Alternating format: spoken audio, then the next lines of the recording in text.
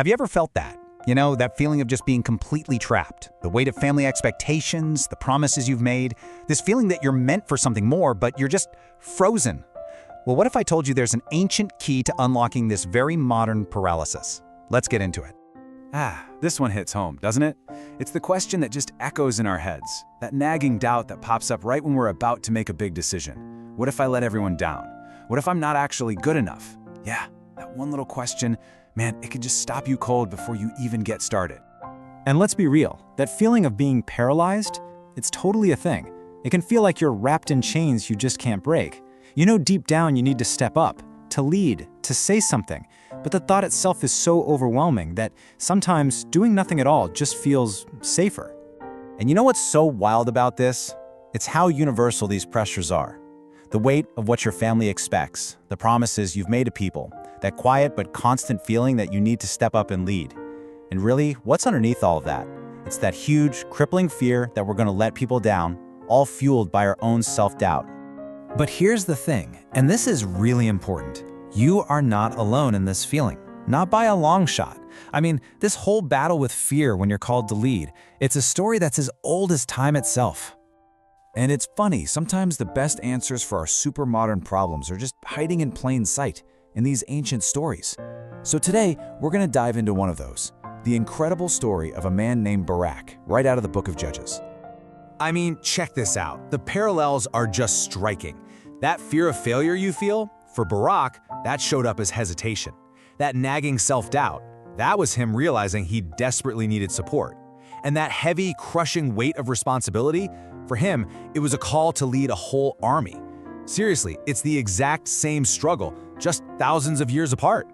All right, so let's get right to the heart of his story. We're talking about that critical moment, the one where a leader just hesitates. Because this, right here, is where the real lesson is.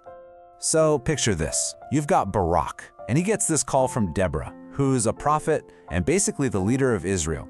And the mission?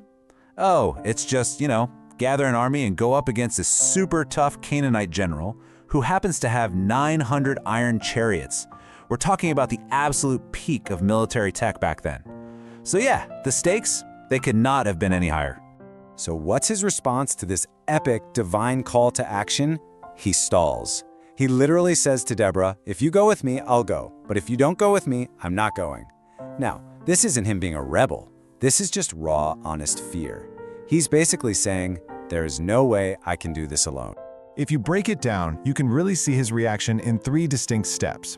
First, you've got the divine call. This massive, kind of terrifying responsibility is dropped on him.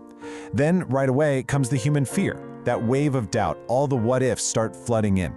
And then finally, we get to the condition for courage. He finds a way to move, but only if he has that trusted guidance right there with him. And this is what brings us to the absolute core insight of the whole story. It's a total game changer for how we think about bravery.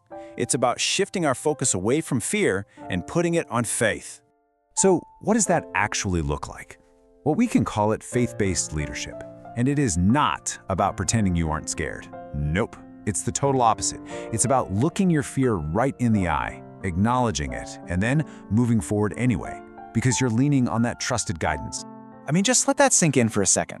The goal is not to be fearless. That's a complete myth. The real goal is to be faithful. It's about trusting in a wisdom, in a purpose that's way bigger than whatever fear you're feeling. And that is precisely what Barak did. He didn't suddenly magically become fearless, no way. He owned his fear, he leaned on Deborah as his connection to God's guidance, and because of that, not in spite of his fear, but because he funneled it into faith, he led his people to this massive victory.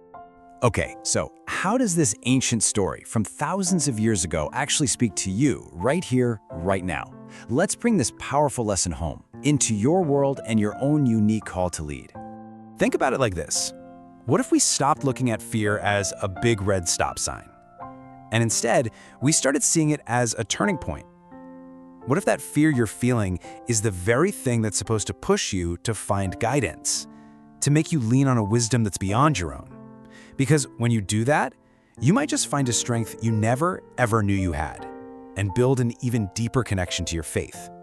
So, I'm going to ask you directly, think about that big, scary thing in front of you, that call to lead, Whether it's in your family, your community, or even just in your own life, what's the very first step faith is asking you to take?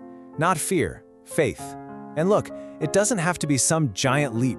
It just needs to be one step forward. Just remember this one thing. Real, lasting, impactful leadership, it doesn't start once you've magically conquered all your fears.